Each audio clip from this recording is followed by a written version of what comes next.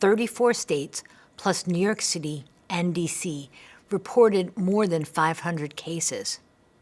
While right now our most affected states are California and Washington, the number of affected states, cases, and deaths will continue to rise. That's why I'd like to talk to you about risk. Risk can be looked at in two ways.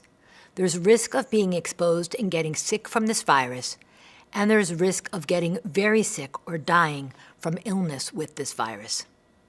This virus is capable of spreading easily and sustainably from person to person. And there's essentially no immunity against this virus in the population because it's new. Based on this, it's fair to say that as the trajectory of the outbreak continues, many people in the United States will at some point in time, either this year or next, be exposed to this virus, and there's a good chance they will become sick. But again, we do not expect most people to develop serious illness. This seems to be a disease that affects adults, and most seriously, older adults. Starting at 60, there is an increased risk of death, and the risk increases with age. The highest risk of serious illness and death is in people older than 80. People with serious underlying health conditions also are more likely to develop serious outcomes, including death. I'd like to go through our recommendations for people at highest risk. Make sure you have supplies on hand, like routine medications for blood pressure and diabetes.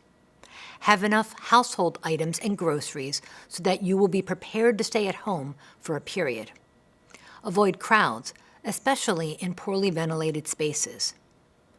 Travelers, particularly those with underlying health issues, should defer all cruise ship travel worldwide.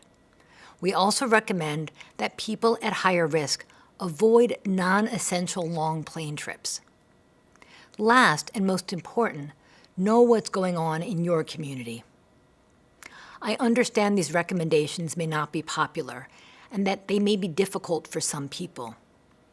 At CDC, our number one priority is the health and safety of the American people. These are the kind of recommendations I've made to my parents.